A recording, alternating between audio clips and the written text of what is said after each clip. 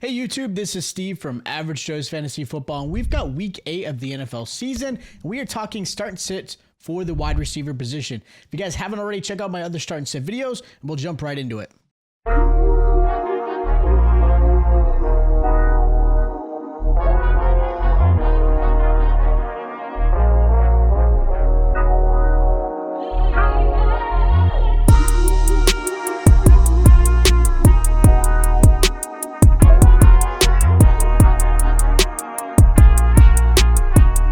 Now, week 8 of the NFL is here, and of course, there are no teams on a bye this week, which is great news, which means you should have probably a lot of options at the wide receiver position. Now, hopefully this video helps you kind of determine who you should start or sit this week based off of matchup, maybe some stats, or of course, there are injuries going on in the NFL. Now, these are your obvious starts at the wide receiver position. These guys should be in your lineup, whether it be matchup or, again, just get plenty of targets.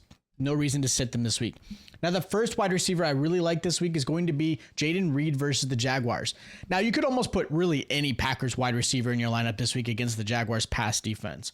The defense is getting slightly healthier, so I'll give credit to the Jaguars. That's at least a good positive sign, but they've absolutely struggled against the pass. Reed is still the favorite receiver for Jordan Love, and he should see some success this week. The Jaguars are allowing a touchdown per game. And of course, any receiver could be a recipient of that for the Packers. I think Dobbs also has a really good matchup. I like both Dobbs and Reed. But again, I think Reed's probably going to get a little bit more targets his way, which is why I edge him out. But this is a really good matchup for him this week if you wanted to start him. Another receiver I like this week is going to be Jalen McMillan versus the Falcons. Look, the rookie wide receivers got an opportunity in a really good matchup against the Falcons. Falcons have allowed an average of 20 points per game to the wide receiver one, and have allowed 6 receiving touchdowns in the last 3 games alone. McMillan should see plenty of targets with Evans and Godwin out. Definitely a big hit towards that Buccaneers offense, so I'm curious how this plays out for Baker Mayfield. And in deeper leagues, or maybe you want to take a stab at it, I think Sterling Shepard is definitely worth a start as well, because I think he's going to see plenty of benefits. But realistically, the wide receiver one, which I think is going to be McMillan, he was the wide receiver 3 behind Godwin and Evans. I think he ends up having the better matchup and the better game. Now, speaking of that same game, I really love Drake London versus the Bucs this week as well. Last outing, London had against the Buccaneers, he had put up 33 points in fantasy with 12 receptions, 154 yards, and a touchdown. Now, of course, that type of replication isn't going to always happen, but the Bucs defense have not gotten any better defensively against the pass, and they are absolutely struggling. They've allowed an average of 14 points per game and have allowed an over 100 receiving yards 4 times. 4 times. They've allowed that. So I think, and again, being a rivalry game, I think it plays a factor. I do like this matchup for Drake London. I think Drake London is really going to fall in that 17-point range, but I really like this one. And the last receiver I'm going to mention this week is going to be Jalen Waddle versus the Cardinals. Tua is back, and everybody should be playing Waddle and Tyreek this week, and they're absolutely excited. I love Waddle in this matchup with Tua.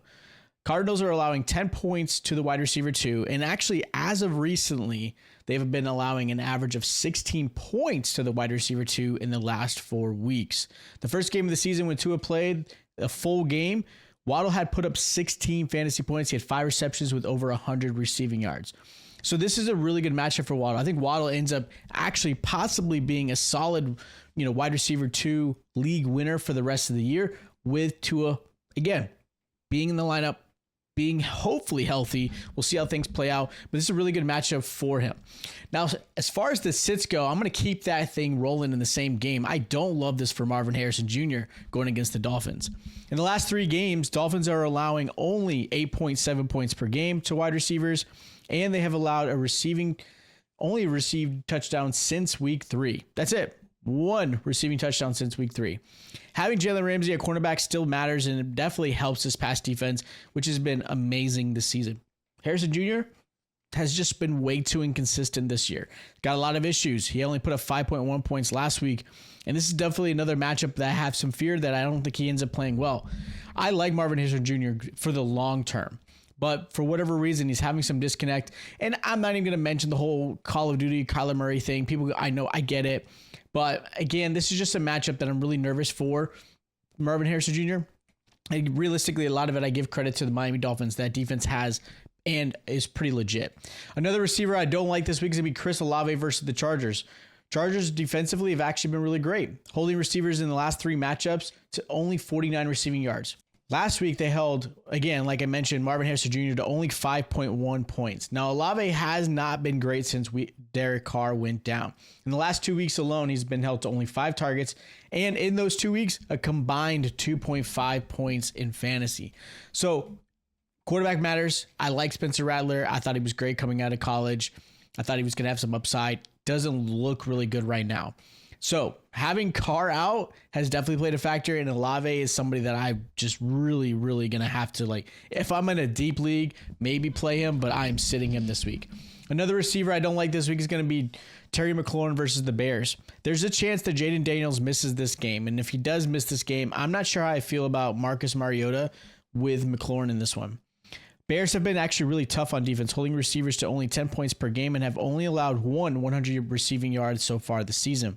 With Jalen Johnson most likely covering him as well, McLaurin's definitely going to be dealing with a lot of issues. And again, trying to get familiar with Marcus Mariota at quarterback. I just don't feel like this is going to be a really good matchup. So I'm lowering my expectations. I think maybe a wide receiver 3 spot for McLaurin this week because of the matchup and the fact that Jaden Daniels may not play. I would love for him to play, but we'll see how that rib injury goes. I know he's kind of a game time decision because it's nothing been announced officially. But again, I'm going to probably sit McLaurin if I have other options. And the last receiver I'm going to recommend as a sit is going to be Malik Neighbors versus the Steelers. Prior to the concussion and missing only 2 games, which was a big deal, Neighbors would have easily been on my obvious start list that I normally do.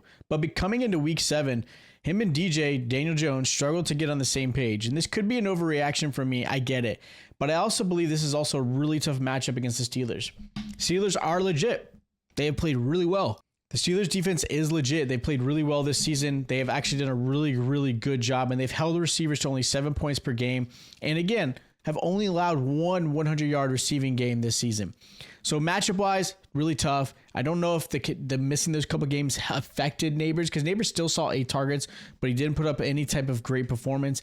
And again, you still have Daniel Jones at the quarterback position who has struggled. So for me, it's tough to sit them, but I'm going to look at some other options. Now, my sleepers this week is going to be from the Ravens and Browns game. I've got Jerry Jeudy and Zay Flowers. I think both receivers end up having some success. Jerry Jeudy mostly because I believe in Winston at the quarterback position. He'll get him down the field. Plus, the Ravens defense has struggled, and there's a good chance Marlon Humphrey does not play.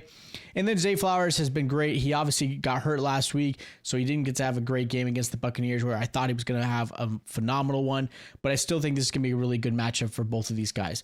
So those are my start, sits, and sleepers for week 8 of the NFL edition. If you guys have any questions, hit me up in the comments down below. Of course, you got to subscribe. Make sure you hit that like button as well, and I'll check you guys out next time.